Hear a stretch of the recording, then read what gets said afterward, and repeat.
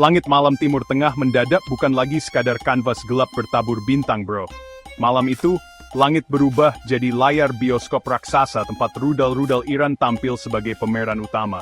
Suara gemuruhnya, kayak drum band yang salah nada, bikin jantung warga Tel Aviv deg-degan seolah lagi nonton horor, tapi nggak ada tombol pause-nya. Ceritanya begini, bro. Iran yang udah lama diem, kayak macan tidur yang cuma ngintip-ngintip dari balik semak, akhirnya ngamuk juga.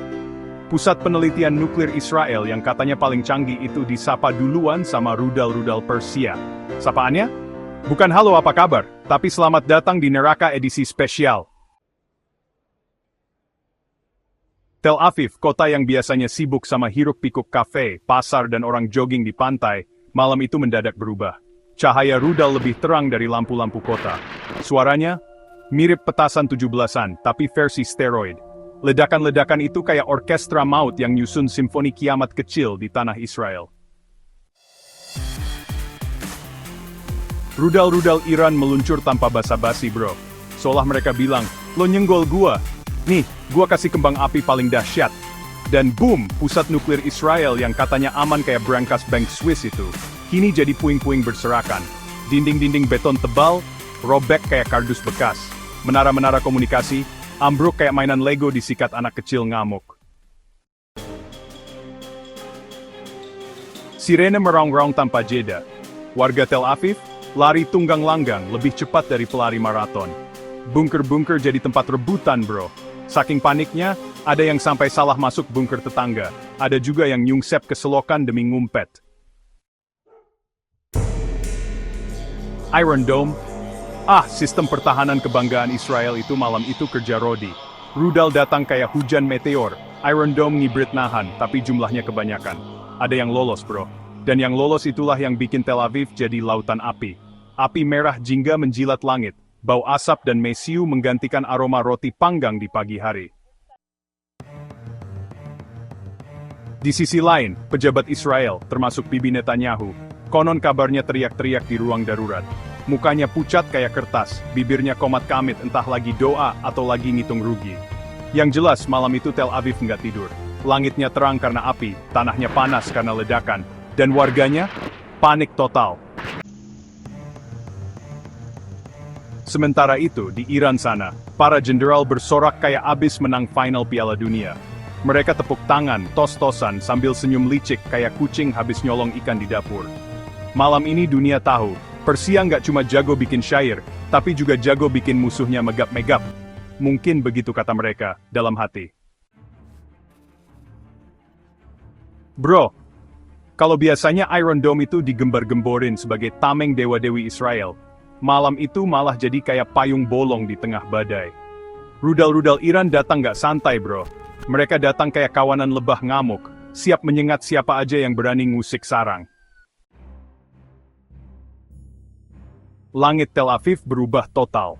Bukan lagi biru bersih atau gelap bertabur bintang, tapi jingga kemerahan, kayak langit neraka lagi promo diskon dosa. Rudal-rudal Iran muncul satu-satu kayak bintang jatuh, tapi ini bintang jatuhnya bawa bom, bukan bawa harapan.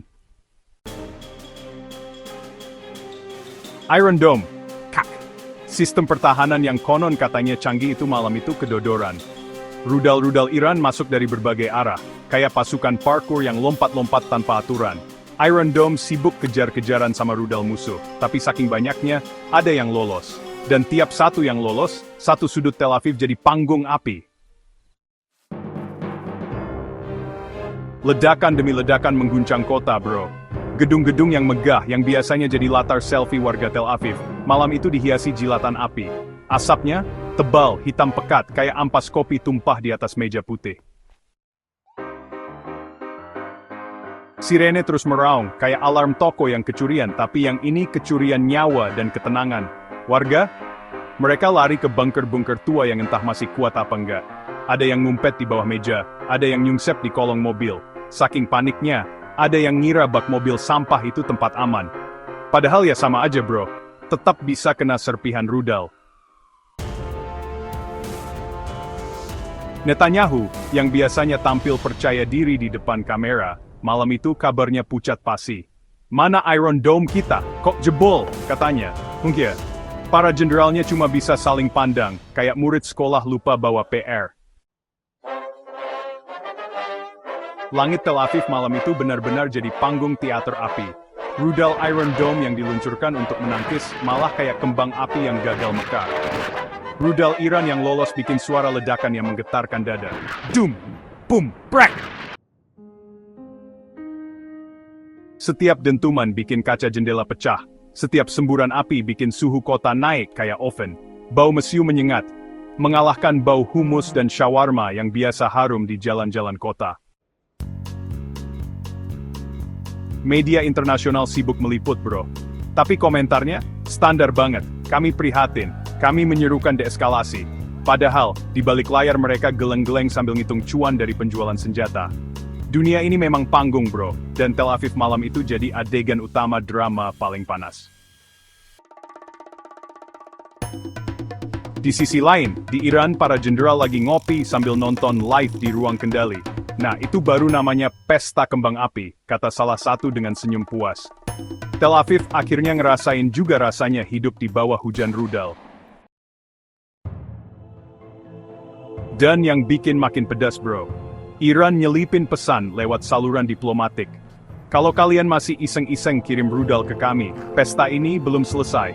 Masih banyak menu spesial yang siap kami sajikan. Kalau selama ini, Israel selalu membanggakan pusat penelitian nuklirnya sebagai mahkota teknologi. Malam itu mahkota itu jatuh ke lumpur, diinjak-injak sama realita yang pahit. Bayangin aja bro, fasilitas yang katanya super ketat, tak tertembus, dan dibangun untuk abad ke depan, ternyata cuma butuh 1 malam untuk berubah dari simbol kejayaan, jadi tumpukan besi gosong.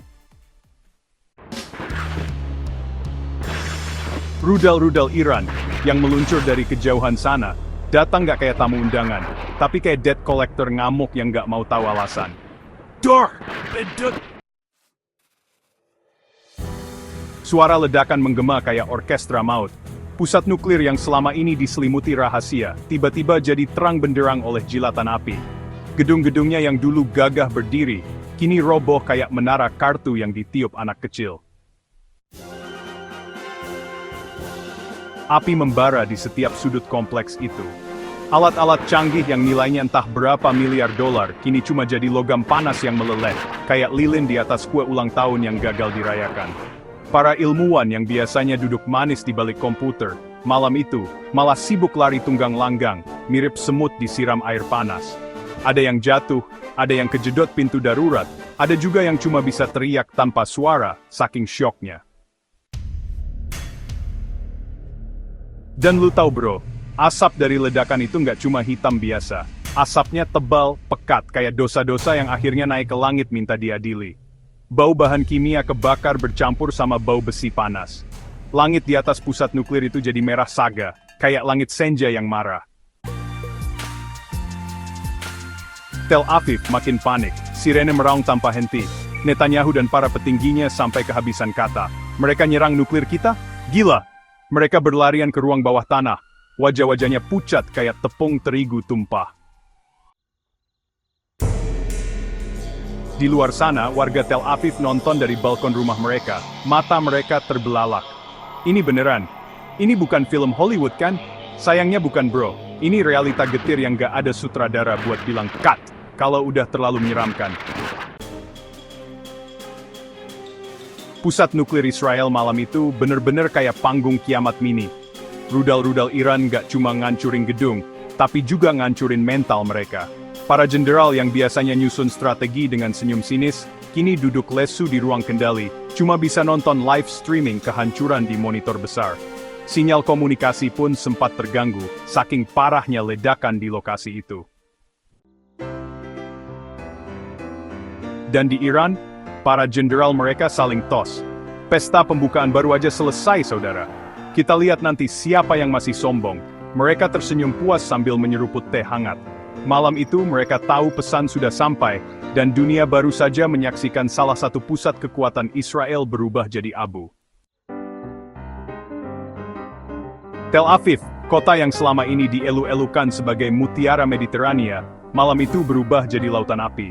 Kalau biasanya kota ini identik sama gedung-gedung tinggi, kafe-kafe hipster, dan pantai yang penuh turis, Kali ini yang ada cuma kobaran api, jeritan sirene, dan kepanikan massal. Rudal-rudal Iran nggak datang buat salam-salaman. Mereka datang kayak tamu tak diundang, langsung ngacak-ngacak pesta. Boom! Gedung apartemen yang tadinya berdiri gagah tiba-tiba ambruk kayak kue tart yang jatuh ke lantai. Jalan-jalan utama yang biasanya penuh mobil sport mendadak penuh puing dan asap. Langit Tel Aviv jadi merah membara, bro. Bukan merah sunset romantis, tapi merah api neraka. Asapnya ngepul kayak pabrik yang kebakar, baunya menusuk hidung, bikin warga nggak cuma batuk-batuk, tapi juga batin. Kenapa nasib kota kita jadi kayak gini? Di setiap sudut kota, orang-orang lari terbirit-birit. Ada yang sambil gendong anak, ada yang cuma sempat bawa dompet, ada juga yang panik sampai salah pakai sandal. Mereka berlindung di tempat parkir bawah tanah, di lorong-lorong metro. Pokoknya di mana aja asal nggak kena pecahan bangunan atau serpihan rudal. Netanyahu, dia dan para pejabatnya ngumpet di bunker mewah.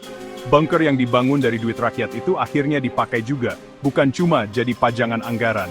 Di dalam sana, mereka saling pandang dengan mata sayu, keringat dingin bercucuran. Gimana bisa mereka serang sejauh ini? Sistem pertahanan kita kemana? Pertanyaan yang dijawab sepi karena jawabannya cuma satu. Iran serius, bro. Ini bukan latihan. Sementara itu di media sosial, netizen Israel nggak kalah heboh. Ada yang live streaming kehancuran kota mereka. Ada yang cuma bisa nulis, ya Tuhan ini kiamat kah? Dan dunia cuma bisa nonton sambil ngetik komentar. Wahai Zionis, rasakanlah sedikit dari penderitaan Gaza selama ini. Tel Aviv malam itu bukan lagi kota modern yang megah. Ia jadi kota yang berteriak, kota yang terbakar, kota yang menangis. Api melahap gedung-gedung, mobil-mobil meledak satu-satu kayak kembang api yang salah musim. Suara sirene, ledakan, tangisan, bercampur jadi simfoni duka yang mengguncang langit. Dan Iran gak berhenti. Rudal demi rudal terus meluncur, kayak hujan meteor. Kami sudah sabar, kini giliran kalian rasain pedihnya, kata mereka dalam hati. Malam itu, Tel Aviv resmi kehilangan mahkota kebanggaannya. Kota ini jadi simbol bahwa kesombongan tak selamanya menjamin keselamatan.